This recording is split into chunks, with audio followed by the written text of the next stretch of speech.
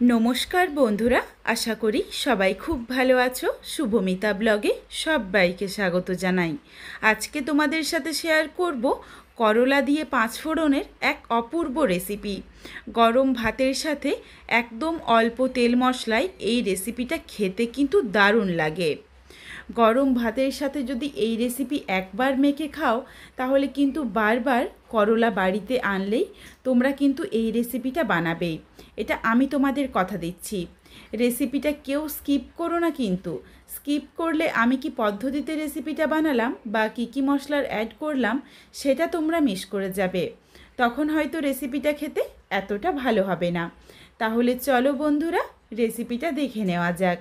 প্রথমে এখানে আমি 3টে করলা নিয়ে নিয়েছি। করলার ভেতরের বীজগুলো একটু শক্ত হয়ে গিয়েছিল, এই জন্য বীজগুলো বের করে ফেলে দিলাম। 2 ভাগ করে কেটে বেশ পাতলা পাতলা করে করলাগুলো কেটে নিয়েছি।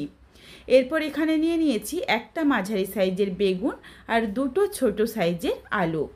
বেগুনগুলোকেও ছোট্ট ছোট্ট করে টুকরো করে কেটে নিচ্ছি। এই রেসিপিটা খুবই অল্প উপকরণে আর একদম সামান্য মশলায় খেতে কিন্তু খুবই ভালো লাগে। বেগুনগুলো কাটা হয়ে গেছে, এরপর আলুগুলোকেও আমি একদম ছোট্ট করে টুকরো করে নিচ্ছি। ঠিক এইভাবে কিন্তু আলু আর বেগুনটা কেটে নিও। এদিকে তোমাদের একটু আমি করলাটা দেখিয়ে দিই। করলাগুলো আমি ঠিক এইভাবে কেটে নিয়েছি। তোমরা চাইলে এখানে করলার পরিবর্তে উচ্ছেও ব্যবহার করতে পারো। এরপর আমি একটা কড়াই বসিয়ে কড়াইয়ের মধ্যে দিয়ে দিলাম হাফ চামচের থেকে একটু কম পরিমাণে পাঁচফোড়ন, অল্প একটু কালো জিরে, অল্প একটু রাই সর্ষে আর অল্প একটু হলুদ সর্ষে। সমস্ত কিছু দেখো অল্প অল্প করে রয়েছে, খুব বেশি মশলা কিন্তু একদম ভালো লাগবে না। এখানে আমি যেই পরিমাণে সবজি নিয়েছি সেই অনুযায়ী মশলাটা ভেজে নিচ্ছি। এরপর তোমরা যদি সবজির পরিমাণটা কমিয়ে বা বাড়িয়ে নাও, সেই ক্ষেত্রে কিন্তু মশলার পরিমাণটাও কমিয়ে বা বাড়িয়ে নিও। মশলাগুলো অনবরত নাড়াচাড়া করে গ্যাসের ফ্লেম একদম লোতে করে ভালোভাবে ভেজে নিয়েছি। মশলা থেকে একটা সুগন্ধ এসেছে, এরপর মশলাটা নাবিয়ে নিচ্ছি। মশলাটা যাতে কোনোভাবেই পুড়ে না যায় এদিকে একটু খেয়াল রেখো, নইলে কিন্তু রেসিপিটা খেতে ভালো লাগবে না। সুন্দরভাবে দেখো হালকা একটা রং ধরেছে মশলার মধ্যে। মশলাটা ঠান্ডা হয়ে যাক। এর মধ্যেই দেখো আমি কড়াইয়ের মধ্যে 1 চামচ পরিমাণে সর্ষের তেল গরম করে নিয়েছি। তেল থেকে কাঁচা গন্ধ চলে গেছে, এরপর খুবই অল্প পরিমাণে দিয়ে দিলাম বিউলির ডালের বড়ি।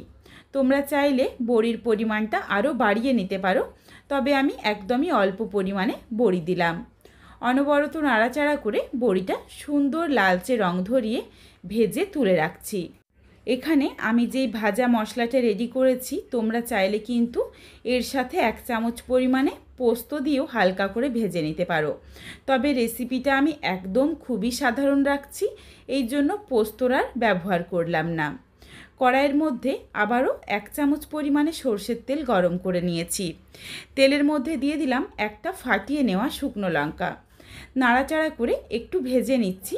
সুন্দর একটা ফোড়ন থেকে গন্ধ এসেছে। এরপর দিয়ে দিলাম একটা মাঝারি সাইজের পেঁয়াজ কুচি।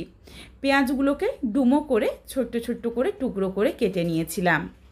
তোমাদের এখানে আমি একটা কথা বলে দিই, আমি চাইলে কিন্তু ভিডিওটা এডিট করে পোস্ট করতে পারতাম, তবে আমি এটা করলাম না। হঠাৎ করে আমার শরীরটা একটু অসুস্থ হয়ে গিয়েছিল, এই জন্য কিন্তু ভিডিওটা আমি কন্টিনিউ করতে পারিনি। এরপরে গ্যাসের ফ্লেমটা অফ করে দিতে হয়েছিল। তো ওই কড়াইয়ের মধ্যে তো আমি পেঁয়াজ ভেজে নিয়েছিলাম, ওই জন্য আরও একটা অন্য কড়াই বসিয়ে নিয়েছি বেশ কিছুক্ষণ পর।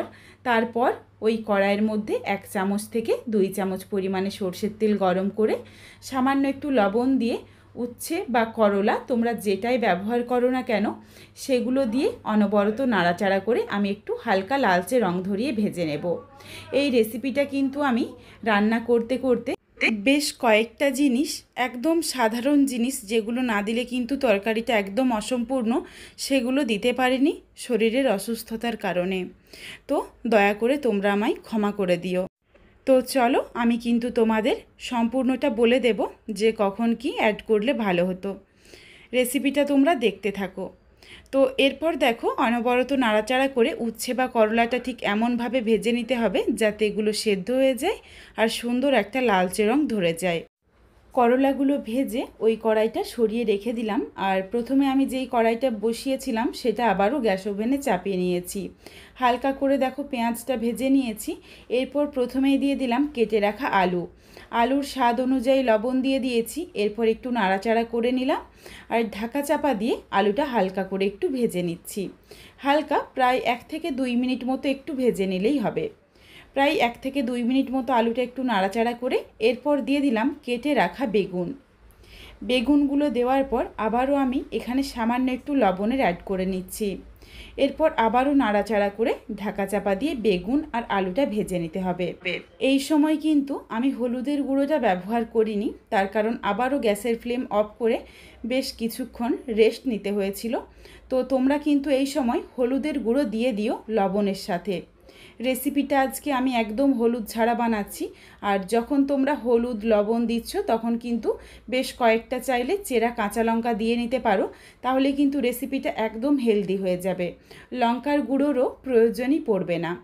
তো বেশ কিছুক্ষণ পর নাড়াচাড়া করে বেগুন আলুটাকে ভেজে নিয়েছি। এরপর দিয়ে দিলাম ভেজে রাখা উচ্ছে বা করলা। করলা আর উচ্ছেটা দেওয়ার পরই সাথে সাথেই দিয়ে দিয়েছি ভেজে গুঁড়ো করে রাখা মশলাটা। মশলা দিয়ে খুব ভালোভাবে নাড়াচাড়া করে মিশিয়ে নিয়েছি। এরপর আবারও একবার ঢাকনা দিয়ে ঢেকে রাখছি।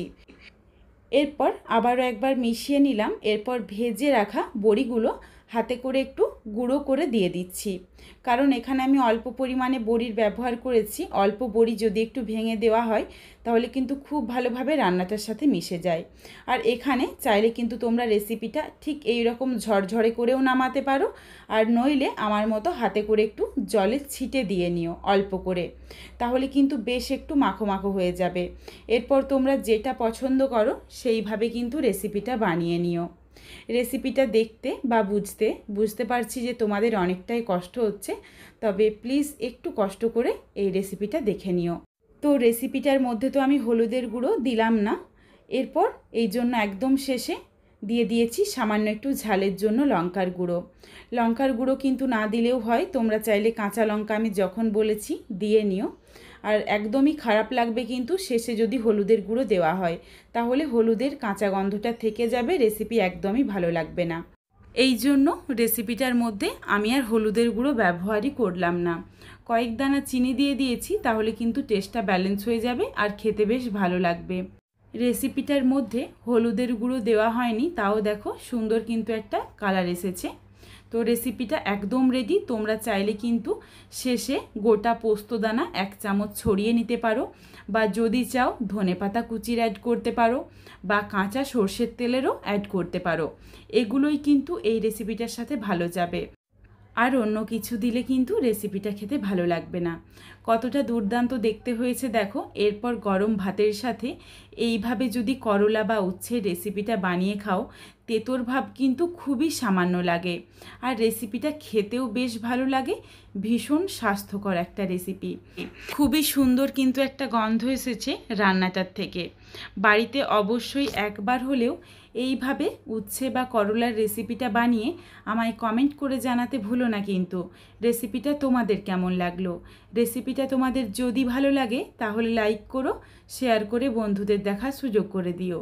তোমরা যদি এই রকম নিত্য নতুন রেসিপি আরও পেতে চাও তাহলে অবশ্যই আমার চ্যানেলটিকে সাবস্ক্রাইব করে পাশে থাকা বেলটি অন করে অল নোটিফিকেশান অন করে দিও, যাতে আমার প্রত্যেকটা রেসিপির নোটিফিকেশান সবার প্রথমে তোমাদের কাছে পৌঁছে যায়। আবারও খুব শীঘ্রই হাজির হচ্ছি কিন্তু নতুন কোনো এক রেসিপি নিয়ে। পরবর্তী রেসিপি দেখার আমন্ত্রণ রইল। পুরো ভিডিওটা দেখার জন্য অনেক অনেক ধন্যবাদ। তাহলে আজকে আসি, সবাই ভালো থেকো, সুস্থ থেকো।